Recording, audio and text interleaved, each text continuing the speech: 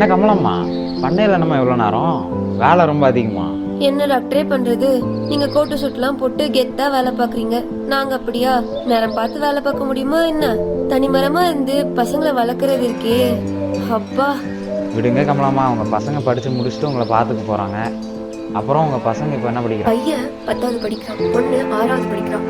என் பையனையும் உங்களை மாதிரி ஒரு நல்ல டாக்டர் ஆக்கி காட்டுறதுக்காக தான் இவ்வளோ கஷ்டப்படுறேன் டாக்டர். அதுக்கு என்ன கமலம்மா, டாக்டர் ஆகிட்டா போச்சு. அத்தனை சுலபமா டாக்டர் ஆக்கிட முடியுமா டாக்டர்? அதுக்கு என்னவெல்லாம் பண்ணணும்? எனக்கு என்னங்க டாக்டர் தெரியும்? எனக்கு தெரிஞ்சதெல்லாம் காடு, கழனி, பசுமாடு, காளமாடு, பால், புல்லு, வைக்கோல், புண்ணாக்கு. உங்களை மாதிரி நல்லவங்க சொன்னா எங்களை மாதிரி ஏழைங்களுக்கு ரொம்ப தேவை டாக்டர். சரிங்க கமலம்மா, இப்போ உங்க பையன் 10ஆம் வகுப்பு தானே படிக்கிறான். அடுத்த வருஷம் 11ஆம் வகுப்பு படிக்கிறான். அதில் ஃபர்ஸ்ட் குரூப் எடுத்து அதுக்கு அடுத்த வருஷம் 12ஆம் வகுப்பு படிப்பான். அதில் நல்ல மார்க் வாங்கினான்னா அரசு உதவியோட அரசு கல்லூரியில் படித்து உங்கள் கவலையெல்லாம் போக போகிறான்.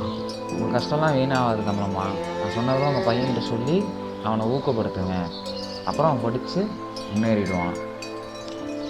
என் 2 பசங்களும் ரொம்ப நல்லா படிக்கிறவங்க டாக்டர். அவங்கள ஒரு நல்ல நிலைமைக்கு கொண்டு வருவேன்னு எனக்கு நம்பிக்கை இருக்கு டாக்டர்.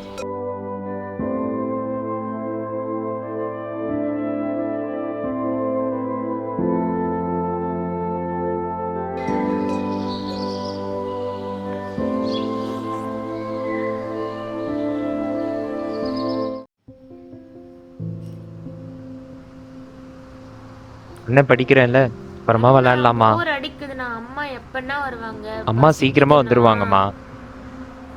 அண்ணன் படிக்கிறேன்ல, அப்புறம் விளையாடலாமா?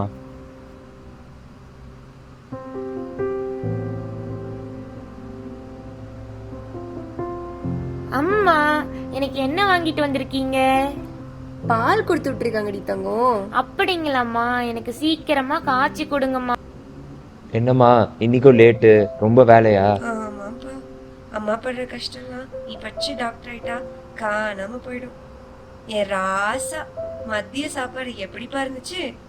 எங்களுக்கு என்னம்மா, ஸ்கூல்ல மதிய உணவு திட்டத்துல தினமும் நானும் தங்கச்சி சாப்பிட்டு வந்துடும். நீங்க தான் கால் வயிறு அரை வயிறுன்னு தினமும் சாப்பிடாமலே வரீங்க. டேய், இன்னைக்கு நம்ம டாக்டர் பார்த்தேன். அவர் உங்க 2 பேத்த பத்தி கேட்டாரு. டாக்டர் பாத்தீங்களா? என்னாச்சு? காய்ச்சலா உங்களுக்கு? அம்மா உடம்புக்கு ஒண்ணும் இல்லப்பா. பண்ணையில மாட்டு டாக்டர் உங்களை பத்தி கேட்டாரு, அதை சொன்னேன். ஓ, வெட்டினரி டாக்டரா? என்னை பத்தி என்னம்மா சொன்னாரு? சரிம்மா, டாக்டர் அப்புறம் என்ன சொன்னாரு? அவர் ரொம்ப நல்லவருமா. எனக்கும் அவர் மாதிரி ஒரு பெரிய டாக்டர் ஆகணும்னு ஆசைமா. எனக்கும் அதான்ப்பா ஆசை. இவ்வளவு தூரம் கஷ்டப்பட்டு இது வரைக்கும் உங்களை படிக்க வச்சுட்டேன். 11வது 12வது இடத்துலயும் நல்ல மார்க் எடுத்துட்டீங்கன்னா ஒரு நல்ல அரசு கல்லூரியில சேர்ந்துடலாம். நானும் அதுக்கு தான் முயற்சி பண்ணிட்டு இருக்கேன், ஒரு கவர்மெண்ட் காலேஜில் சேரணும்னு. சரி, நீ படி. இருட்டாயிடுச்சுன்னா படிக்க கஷ்டமா இருக்கும். நான் போய் உங்களுக்கு ஏதாவது சமைச்சு தரேன். அம்மா முட்டை வேணுமா? சரிடி தங்கம், உனக்கு இல்லாததா? நீயும் உங்க அண்ணன மாதிரியே படிச்சு பெரிய ஆளா வரணும், சரியா? சரிம்மா.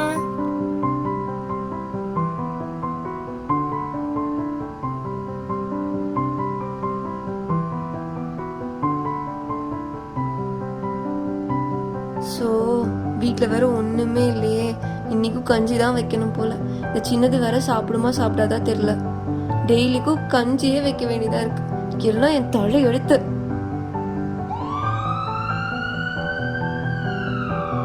டாக்டர் டாக்டர், இப்போ எங்கள் அம்மாவுக்கு எப்படி இருக்கு? She is not well right now. அவங்க மனசளவுலேயும் உடம்பளவுலேயும் ரொம்ப பாதிக்கப்பட்டிருக்காங்க. சின்ஸ் இது ஒரு மைனர் அட்டாக்குங்கிறதுனால இப்போதைக்கு பிரச்சனை இல்லை. பட் கண்டிஷன்ஸ் ரொம்ப சிவியரானா சப்சிக்வெண்ட் அட்டாக்ஸ் வர வாய்ப்பு இருக்குது. ப்ரிஸ்கிரைப் பண்ணியிருக்க டேப்லெட்ஸை மட்டும் ரெகுலராக ஃபாலோ பண்ணுங்கள். She needs to take rest.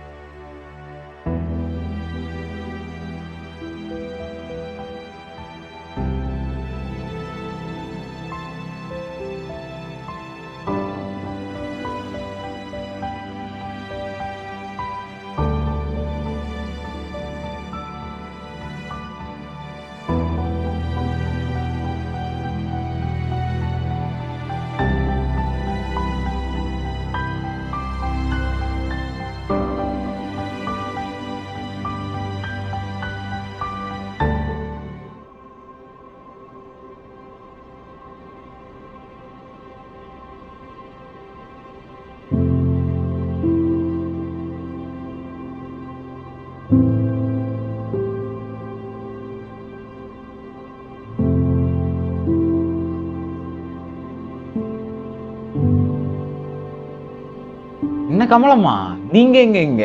ஆமா டாக்டர், என் பையன் நல்லா படிச்சு இந்த காலேஜ் சீட்டு வாங்கிட்டான் டாக்டர். எனக்கு ரொம்ப பெருமையா இருக்கு டாக்டர். அப்படியாம்மா, சந்தோஷம். உங்க பையன் உள்ள இருக்கானா? கூப்பிட்டுருக்காங்கன்னு போயிருக்கான். இது என் பொண்ணு டாக்டர். நல்லா படிமா, உங்க அண்ணன் மாதிரி வரணும். All the best. Thank you sir.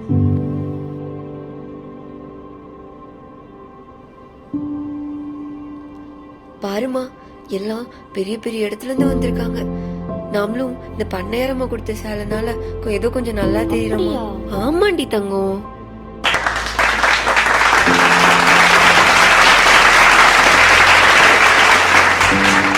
என் பேர் முத்து. நான் அரியலூர் மாவட்டம் பூசாரிப்பட்டின்ற கிராமத்துலேருந்து வரேன். எங்கள் கிராமம் ரொம்ப சின்னது. உங்கள் கேம்பஸ் அளவுக்கு தான் எங்கள் கிராமமே இருக்கும். எனக்கு இங்கிலீஷ் அவ்வளோ பேச வராது. நான் 12வது வரைக்கும் தமிழ் மீடியமில் தான் படித்தேன். அதனால் நான் தமிழ்லேயே பேசிக்கிறேன். நான் சின்ன வயசில் இருக்கும்போதே எங்கள் அப்பா இறந்துட்டாரு. விவரம் தெரிஞ்ச வயசுலேருந்து எல்லாமே எங்கள் அம்மா தான். எங்கள் அம்மா தான் எங்களை கஷ்டப்பட்டு என்னையும் என் தங்கச்சியும் படிக்க வச்சாங்க. எங்கள் அம்மா பண்ணையில் வேலை செய்கிறவங்க. பாதி நாள் எங்கள் பண்ணையாரையா மிச்சம் வச்ச சாப்பாடு தான் எங்கள் குடும்பத்தில் சாப்பிட்டு நாங்கள்லாம் வளர்ந்தோம். என் தங்கச்சிக்கு முட்டைன்னா ரொம்ப பிடிக்கும். ஆனால் அந்த 6 ரூபாய் முட்டை வாங்குறதுக்கு கூட எங்கள் வீட்டில் காசு இருக்காது. ஒரு நாள் எங்கள் ஊர் டாக்டர் ஐயா சொன்னார், இந்த பரீட்சையெல்லாம் எழுதி நீயும் ஒரு நாள் ஒரு டாக்டர் ஆகலாம் அப்படின்னு. அப்போலேருந்தே எங்கள் அம்மாவுக்கு ஒரு ஆசை, என்னையும் உங்களை மாதிரி இந்த வெள்ளைக்கோட்டில் பார்க்கணுன்னு. அன்னிலேருந்தே நானும் படிக்க ஆரம்பித்தேன் அதுக்காக. ஒரு நாள் என்னாச்சு, எங்கள் அம்மா ராப்பகலாக சாப்பிடாம கொள்ளாமல் வேலை செஞ்சதுனால திடீர்னு நெஞ்சு வலி வந்துருச்சு. ஹாஸ்பிட்டல் கூட்டிகிட்டு போனால் ஹார்ட் அட்டாக்னு சொல்லிட்டாங்க. எனக்கு அப்போ என்ன பண்ணுறதுன்னே தெரியல. தங்கச்சியும் பசின்னு அழுவுறா. அம்மாவுக்கும் மாத்திரை வாங்கி தர காசு இல்லை. அப்போ தான் மூட்டை தூக்கிறது, தட்டு கழுவுறது, இந்த மாதிரி வேலையெல்லாம் செஞ்சு கொஞ்சம் கொஞ்சமாக காசு சம்பாரித்து காப்பாற்ற ஆரம்பித்தேன். அப்புறம் எப்படியோ கஷ்டப்பட்டு எல்லாத்தையும் தாண்டி எங்கள் அம்மாவையும் தங்கச்சியும் நல்லா பார்த்துக்கிட்டு இன்னைக்கு உங்கள் முன்னாடி வந்து இங்கே நிற்கிறேன்னா அதுக்கு எங்கள் அம்மா தான் காரணம். உங்களுக்கு எதுவும் ஆட்சேபணம் இல்லைன்னா எங்கள் அம்மாவை இந்த மேடை கூப்பிடலாமா? அம்மா வாங்கம்மா.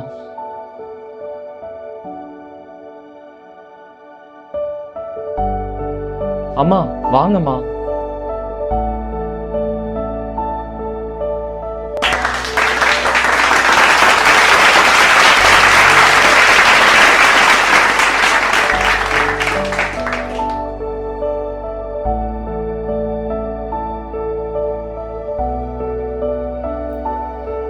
நான் ஒன்றும் பண்ணிடலைங்க.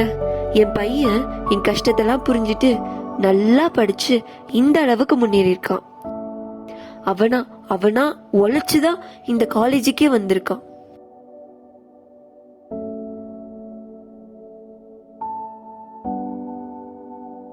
எனக்கு பெருசா படிப்பறிவெல்லாம் இல்லைங்க. நான் பண்ணையில வேலை பார்க்குறவ. நான் பண்ணையில வேலை பார்த்துட்டு இருக்கும்போது ஒரு டாக்டரோட அறிவுரை கேட்டு அவனையும் ஒரு டாக்டராக்கி பார்க்கணும்னு நினைச்சேன். இந்த நேரத்துல அவரும் இங்க இருக்காரு. அவருக்கு நாங்க நன்றி கடன் பட்டிருக்கோம். நன்றி டாக்டர்.